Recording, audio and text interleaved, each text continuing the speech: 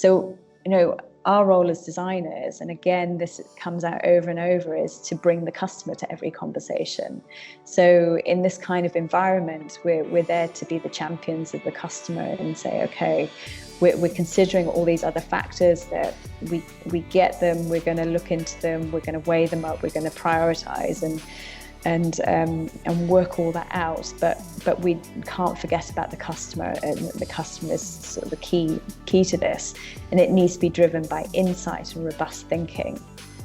Welcome to Designdrives, your audio experience about what, how, and why design drives things forward. A podcast hosted by Sebastian Gier, together with forward-thinking design practitioners from around the world. Enjoy the episode. Today we talk with Kathryn Richards, a very experienced design leader and practitioner in the area of service design, strategic design, and user experience. Currently, she is driving the awareness of the power of design in South Africa, working at Fjord. Before that, she had the chance to gain experience in the consulting space in Istanbul, Paris, Munich, and London. The cultural differences of these places will be a key topic. An impressive shared of learnings and experiences. Hey Kathryn, so we are super excited to have you on the Designdrives podcast and talk a bit about design in different cultures and how it shaped you as a creative in your work driving impact through design. Perfect. Look forward to it. Before we get into your professional career, your process, your learnings, maybe we can go all the way back and talk a little bit about how it all started out for you. Yeah, so I think there are a couple of points that really sort of piqued my interest in design. I started life as a product designer. I studied at a university in Leicester in the Midlands, the UK, called Designdrives. I did a product design course, which focused on everything from early stage visualization skills through to CAD and design for manufacture. So I spent many hours in a design studio, researching needs in the workshops, tinkering with the plastics, wood, metal, soft materials, and sort of coming up and testing ideas. And then after that, I went on to do a master's in strategy and innovation at Brunel University. In between, I worked in a design agency in London, so specialised in health and medical design. But if we go all the way back, I think my love of design started at school. I was lucky enough to, I had a couple of great schools that I went to, even primary school, that introduced me to the full spectrum of design. And I was always sort of problem solving and spending my time in the workshops and the design departments. And I was always keen in how people interacted in environments, because I had a bit of a passion for geography as well at the same time. So how do people interact with the environments they lived in? And so design was a natural fit for sort of problem solving and then looking at people and ecosystems and behaviors and attitudes and needs. So it goes back really to sort of very early days. Mm-hmm. You went from product design then more to a strategic design role and interest. Actually quite early in your career. Can you tell a little bit about that shift and maybe the motivation behind it? Yeah, so I guess there were two reasons. My heart was always in the early stage of a project, sort of understanding the needs of people that we were designing for, and the drivers to determine the opportunities and where there were things that were useful to customers, not just sort of the end stage of the design process. I really wanted to get to the heart of the actual problem. And healthcare was a pure play of this. And when I moved into strategy, I moved into healthcare. And so after my BA, I wanted to sort of understand this a little bit more about what this thing was that was a bigger picture and really unearthing needs. So I went back into university to look at strategic design and innovation. And it was all much more about the bigger picture. So how different factors came together from people, technology and business, and that where they met was where there was the opportunity. What was also really interesting, looking at your career, is that you did a lot of tasting. It seems like you got the chance very early on to experience designing in different places. For example, like Wire, Designplus, and others. Did it help you, finding your focus? Yeah, absolutely. It was super important to try different things out. And it wasn't just design experiences, but in the early days, it was also about tasting other jobs and experiences. And, what I thought was really important, or what I now realize was really important, was even the Saturday jobs, the paper delivery, or the data entry, after hours when everybody goes home, or waitressing, or sales, or whatever it was. They all taught me something about the way that services are delivered and businesses operate. And so tasting went all the way back to work, even when it wasn't design related. And then with my design experiences, I was lucky enough, I guess it was luck, and some of it was just chance. It was I was lucky enough to sample a range of different kinds of design and different kinds of company that did design. And to be fair, I probably didn't have much of a clue where I would end up. I just enjoyed the trying of different things out and tasting every opportunity. And even between jobs, I was sampling and trying different things as well. I remember had a trip with my parents to the States and to Chicago, and even then I I took my portfolio with me. I got in touch with people in advance and sent a few CVs out, so I could just go and talk to different people about what design was and what it meant to them, and just gauge where I might fit into the whole thing when I was working out what I wanted. And then through volunteering, I volunteered at the London Design Festival when I first moved to London. At the time, I didn't know much about the agencies really, and who was there and what was what. So through the volunteering, I was able to sort of meet people and find out a little bit about different companies, and actually made some good friends and mentors out of that process. And I used them as for guidance during my masters, and then later on for work. And people like John Corcoran at Wire, who was one of the directors at Wire, I met him through one of these particular events. We just got chatting, and at the time when later on that I was looking for work, I got in touch and said, hey, I'm quite interested in learning more about your company.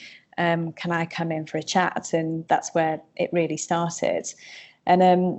And they were super interested in things like inclusive design at the time. So it introduced me to a whole area of communication design that was looking at a range of audio visual elements and things that was moving beyond what people were talking about as inclusive design at the time, because inclusive design was much more about product and things like OXO good grips and those kinds of things. But there was a whole area about how do you design for communication and visually, and moving beyond the typical make the type size bigger.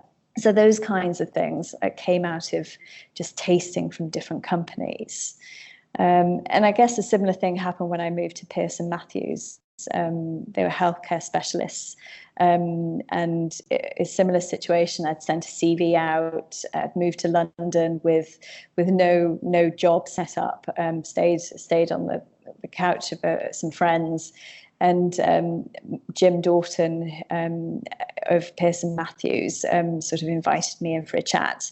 And so he and the likes of Mike Pearson, who was one of the founders, were the ones that really introduced me to challenged me constantly about where to focus and how to make connections from really diverse sources and find opportunity in those gaps in the middle and look for innovation and innovative solutions, looking along horizons, future stuff that's probably now past. But it was really great to have that kind of exposure and these kinds of people that I bumped into along the way. Yeah, and it's really hard often to realize that if you're in that situation, usually it's many years later that you realize that this really had an impact. I think tasting is really important. Also, failing early on in the design career, maybe to find the right focus really helps to see and discover the things that you actually like. I think very important. What was also really interesting, looking at your career and your experiences and the impact you had, was that you helped to build up Designit in London. You worked actually with two people. I know Manuel and Matthias, who also were in Design in Munich. Maybe you can tell a little bit about how it was building up Designit London and then your experience in Munich afterwards. Yeah, so it was a great opportunity, and my word, I learned a lot. So in a way, it was a little startup. We the seed of it came with, again, Jim Dorton. So the early days of Designit in London, which is sort of a slight different state, that it's obviously very large and a different setup at the moment, I believe, in London. But the early stages were when we went down to a coffee shop in Streatham in South London. It was myself and Jim and another colleague who had worked together at Pearson Matthews, and so we started sort of crafting the vision of what we felt sort of Designit was going to be, and whether we were also freelancing a little bit together at the time. So it sort of started the early seeds in a coffee shop, and then we moved to share an office space with a Danish architecture firm whose founders were actually the old classmates of the founders of Designit Denmark. So we were able to immerse ourselves in the Danish culture as much as we could without physically being in Denmark. I mean, it was interesting. I mean, there was a definite, a change, a different feel to it to the other design agencies in London at the time. I mean, the economy was going through a really tough time, and that obviously brought huge challenges and opportunities in equal measure. So when we were talking about Designit and bringing this sort of introducing the Scandinavian culture, and what was a sort of a 360 approach to design, it was fairly unfamiliar to the market, because a lot of agencies and design consultancies were very specialist in certain areas. You might have a product design agency at the time, or a graphic design agency, or instructional and marketing materials might be done by another kind of agency. So you had a very lots and lots of different agencies happening, doing different things, but Designit brought it all under one roof. So it was quite interesting, sort of introducing that kind of approach to potential clients in London. And what was great was we had the contact with the other offices, and just sort of learning from them about what they were doing and their offerings and how they go about doing things. And Munich was one of those that I got the chance to work with for a short amount of time. So I went over to the Munich office and worked on a project with the team there. And what was interesting was just getting another perspective on design and strategy. Just how do people go about doing things, but where there are similarities as well as differences. And for me, it's sort of a thread that goes through everything that I'll probably talk about is sort of understanding local cultures and being immersed in local cultures and seeing it differently. So I got to meet another group of amazing people. We undertook a very rapid ethnographic research project around Munich, very guerrilla style. We didn't have time and to do huge amounts of planning. We just had to go and do. And we had to probe the problem area from a customer perspective, and that, as an outsider, it meant that everything that I was being exposed to was new and interesting, really, because you hear it from a fresh perspective. So no, Designit was great to get this introduction from different countries, and we quite often had the opportunity to come together once or twice a year, all the studios, and again it was one big I guess party, but also one big happy good family, an amazing bunch of designers. Yeah. What was your task there? Did you had to do a lot of, early on, I guess, like as Designit started to build out, a lot of business development as well? It's like doing a lot of wearing different hats, I guess. Yeah. So we very much was about new business development. So a lot of proposal writing, a lot of points of view, a lot of meeting people for coffees and introductions to find out what their needs were. And then sort of trying to glean from a very open conversation where there might be like a little nugget of something that we could investigate further with them. We had a foundation. The team of us that were there had a foundation again in healthcare. So we spoke a lot to healthcare-based kinds of organisations. So it was, what was great about it, when you're doing new businesses, you get again another view on business and what's going on in the world, because you have to go in and ask questions, you have to go and explore and listen, and then try and find something that you can investigate further. So that was great. And then when we did win the work, my role, I guess, was early stage research, ethnographic kind of work. So I was then involved in the actual early stage strategy and working out the direction of projects, or the direction of the solution that we were going to look into further. So but new business didn't stop, and new business development anywhere didn't stop. I remember going out to Salt Lake City, an opportunity popped up over there, and so there I was, sort of flew over with a little bag, and met a colleague from Denmark that flew in that had a complementary set of expertise, and we went and pitched to quite a senior board of people. So we just had to flex and respond to whatever got thrown our way, really. But yeah. Good times. Mm-hmm, yeah. Then you moved to Ernst & Young. Maybe looking at that experience, how did it help you maybe also selling design or learning about how to communicate the value of design? Because I guess that's something that's in that space quite a big part. And maybe also, maybe it was the first time for you also leading a team. So maybe your learnings about that. Yeah. So when I initially started at Seren, EY Seren, it was Seren before they were part of Ernst & Young, and it again took me to a different space. So I think every job that I've taken has sort of given me something new and taught me something new.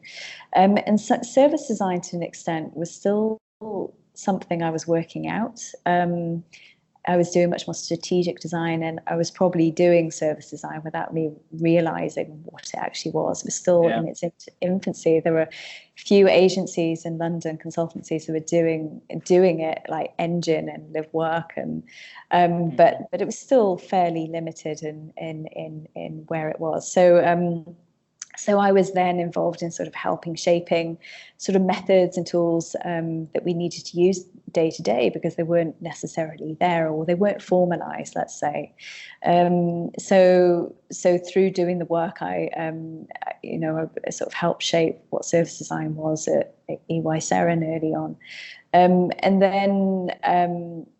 then also, when as part of Seren, we then had a couple of mergers. So we merged with a company called Foviance, and they were much more from the analytics and UX research side. So what was interesting was bringing the analytics and the data side to then combine with design. It meant that we had this whole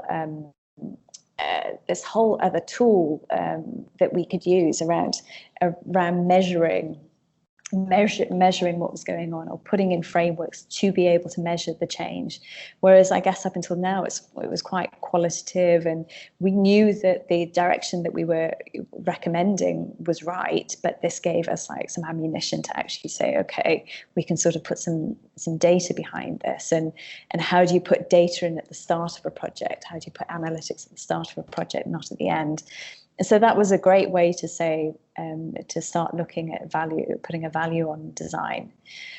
I think later on, so I think through business consulting, you sort of learn you have to, you're challenged constantly to see it from all perspectives. What's the value to the customer, but what's the value to the business and any other third parties involved? And what I learned was our role is very quickly about weighing up and finding the sweet spot for opportunities that shows value to all the different parties, and then find the best tool to communicate it to a wide range of stakeholders from those businesses. You might have, the CFO is looking for the cost and the revenue uplift, the impact and return, but the CTO is looking for the, what does that mean to the tech infrastructure and the ability to deliver it and sustain it? But then the CMO is looking for the big idea and the translation to the different markets and segments. And then the business is looking to deliver the best possible product with the predetermined framework. So, our role as designers, and again, this comes out over and over, is to bring the customer to every conversation. So in this kind of environment, we're there to be the champions of the customer and say, okay, we're considering all these other factors that we get them, we're going to look into them, we're going to weigh them up, we're going to prioritize and work all that out, but we can't forget about the customer, and the customer is sort of the key to this, and it needs to be driven by insight and robust thinking. It needs to be driven by actually going and speaking and seeing and feeling what's going on with the audiences. I think the other element through this, through working in sort of the more business consulting is, or for me, is the big picture as well. What's going on now, but what's going on in the future, and what channel does it make most sense to deliver the experience through? Quite often, again, we get pushed down one route and one channel, but it's our role as designers to sort of be the translator and the bridge between all these different worlds and say, this is how it all connects, and this is, it's one customer that might interact with all your different channels, is not a different customer for every single channel. So, those kinds of things sort of came out as well.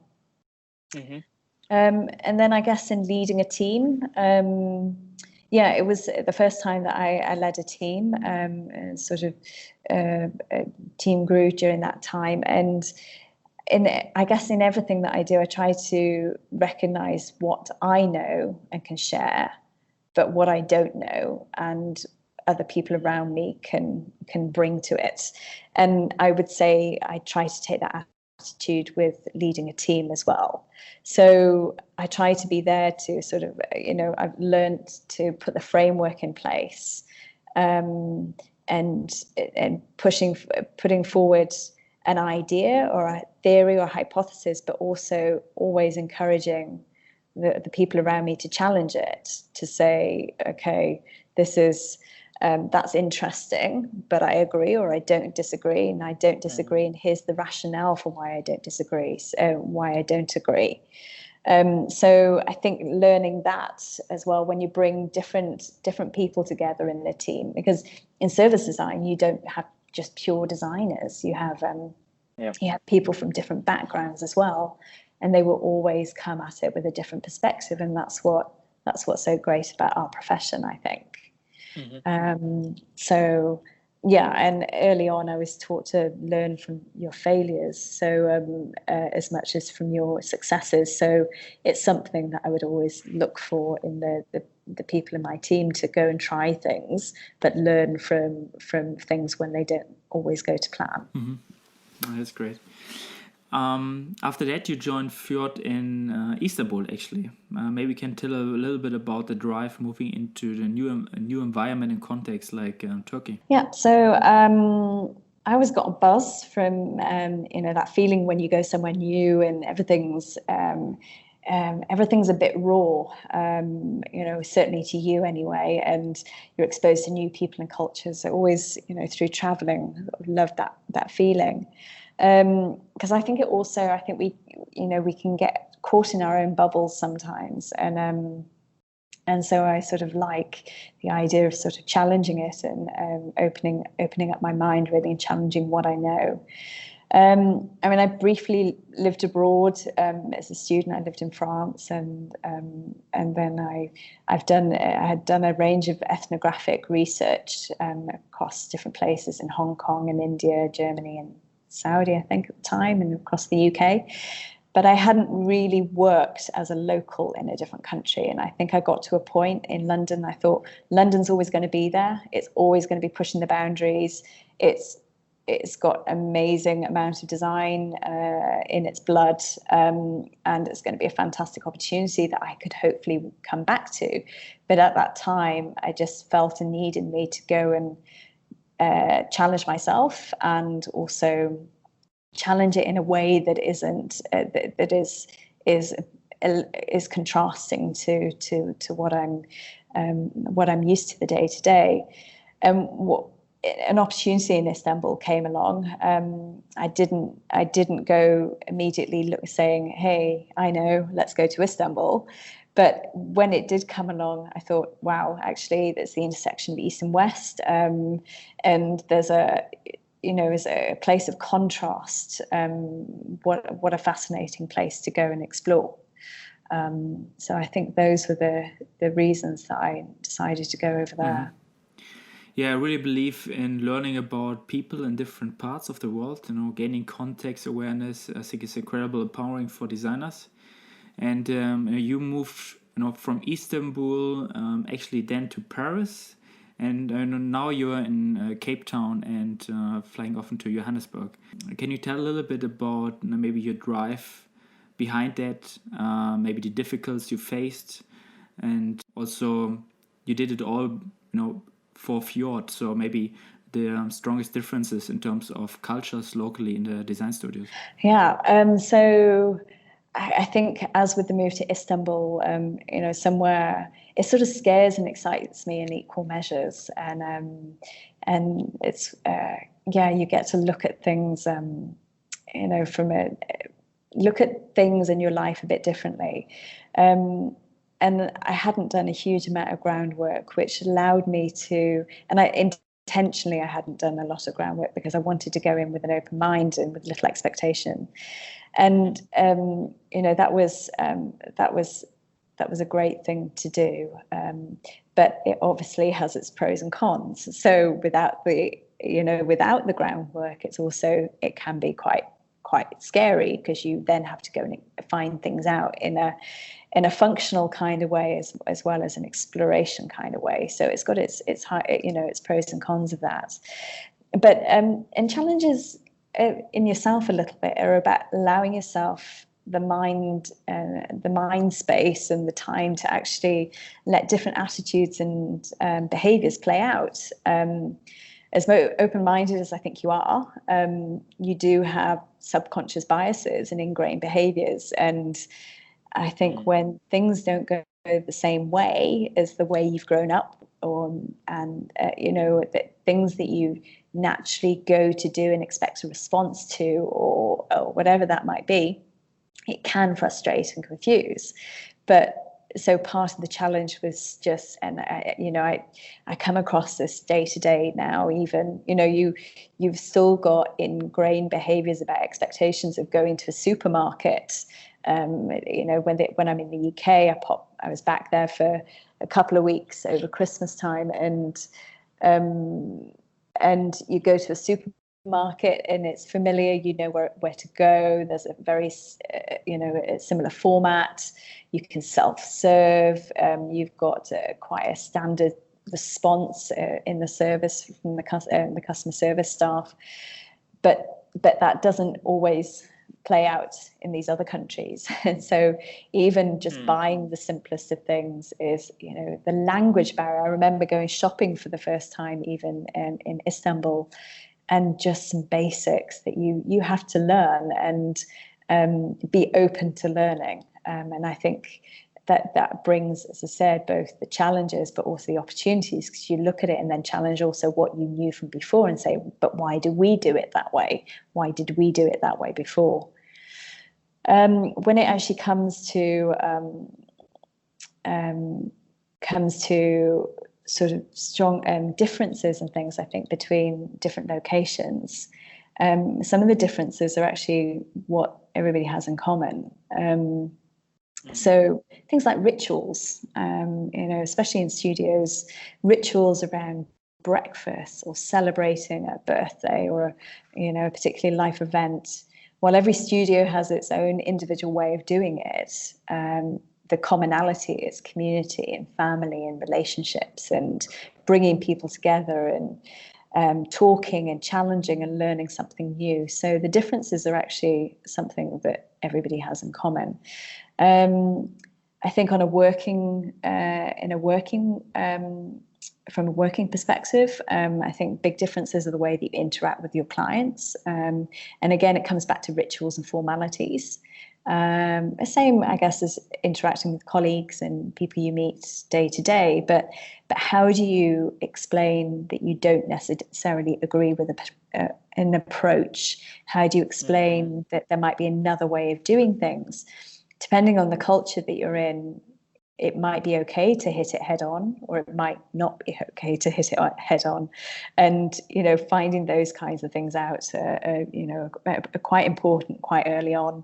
Yeah. And I, when I did some work in Saudi, when I was still at EY Serin, that played out very, very clearly about how you work with people. I was working within a bank over there, and how do you work with the colleagues to explain your message without culturally, just to make sure that you did it culturally in the right way, so that if you wanted to suggest another way or recommend an alternative way of doing it, it wasn't seen as a direct criticism or a fault on the person, but it was actually an alternative. So those kinds of things. And I think to some but lesser extent, Istanbul, there was a little bit in that as well, about learning about how to tackle those kinds of situations. I think the other thing that was interesting was the demographics and sort of socio-economic status of the country or the city was interesting. So Turkey is still developing in many areas, but developed in a lot of other areas. And at the time I arrived, it was pretty turbulent. It was around the time of some terror attacks in Ankara and Istanbul. But you could feel the passion of the young population bubbling to the surface in every aspect, sort of life and design, whether it was recent protests about holding on to green spaces within the city, or the passion for designing amazing experiences. It didn't matter, but there was a young, passionate feeling that sort of came to the surface. And then contrasting it to when I was in Paris, Paris, again, unfortunately, it was a time that they were also facing some demons. There was also some attacks there. But it was a different kind of drive for change and drive for a relationship with the economy and business. It was more established, and there was a different response to those kinds of situations of attacks on who the country was. And you could see that in a different way in the way that people designed and engaged with business. And I think finally, so the developed markets, you become much more a specialist in what you do. There's a lot more people doing similar jobs to you, I think, and you're required to go pretty deep into your skill set. Whereas the less developed markets, and even sort of South Africa, which is one of those, you need to be more wide as well as specialist. You need to be more T-shaped. You're still trying to work out, trying to set patterns and work things out and be able to turn your hand to whatever comes your way. And I think Johannesburg, you see that a lot. If you're taken into a role within an organization, you're expected to be able to flex and grow in all different directions, and whatever's thrown at you in the morning, you do need to be able to sort of respond and deal with it. I think I was fortunate that I've got the experience of being in London as well, and the tasting that we talked about earlier. I was able to taste lots of different things. So this has been able to draw on all those random different, or what I thought were random experiences, and be able to draw on all of them now in my job. Yeah, that's fascinating. Maybe talking a little bit about Africa, South Africa, and your time now at Johannesburg.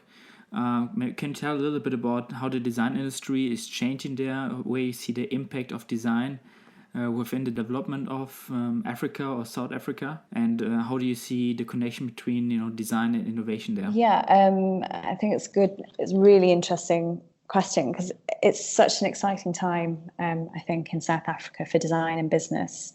Businesses are completely thrilled with the concept of design and are enthusiastic about the value it can bring. I think they're still curious to hear about how it can play out in businesses and the role it plays in business and day to day. And service design is definitely still in its infancy here. UX is far more developed. But and there's I think there's a huge opportunity to sort of shape design here, but design in a different way. I think to the way that we do it elsewhere. There's some fantastically talented designers here, but because of the history, there's also a gap in skills and education, meaning that the pool of people to draw from is relatively small. So there's also a huge opportunity that designers can play a role in education and design education, and sort of looking at and wider skills, not just and how design becomes a skill that enables people to do other jobs and other roles, whether it's in their local communities, townships, or cities. It's a useful tool to just to enable them to solve problems in their everyday life. I think it's a homogenized society here. You've got huge variation in the population. You've got 11 different official languages to start off with. As I said, there's a huge range of education. There's a huge range of income. And there's also challenges around access to the basics. We take things that we take for granted. In Cape Town, the last year, we've obviously had a water crisis. Generally, across the whole of South Africa, there's electricity challenges about keeping a steady supply. So we have quite often rolling shutoffs, outages, and it's not guaranteed that you'll have electricity or water. But data is one of the most expensive in the world, and many people don't have access to bank accounts. So things that we take for granted elsewhere, it just you can't here. But that then opens up these incredible opportunities. So how do you reach people and enable them to have access to the money that they've earned when they don't have a bank account? How do you enable them to pay for things and get paid? When data's one of the most expensive in the world, how do you design services that don't deplete data at huge rates and provide them with the tools that they need, on their phones? And phones, telco is one of a hugely interesting space because it's everywhere. There are more people with telephones than with SIMs than have bank accounts. So how do you look at all these new interesting opportunities? And that's across the whole of Africa. But yeah, you've got these opportunities and gaps that don't exist in the more developed countries. So it's pretty exciting. And I think through that is where innovation will come up. So, you've got some amazing startups in Cape Town and Johannesburg, some really innovative companies that are coming up with some fantastic new solutions to problems here, but that can be translated to other countries that have just gotten used to doing things in a certain way. So, I think it's hugely exciting. I think it's fascinating to see the role of design evolving in South Africa. We have to wrap this up. Again, thanks for inspiring the design community in making the leap, exploring new cultures. And in addition, I think it was very exciting to hear about your experience building up a design studio in London and your perspectives on communicating design. Thank you. No worries. Thanks for talking to me. That was the episode. If you want to give us feedback on the podcast, have something to contribute to the next episode, or just want to get in touch, feel free to connect with us either on Facebook, Twitter, Instagram messages, or simply via the designdrives.org website. We love to hear from you.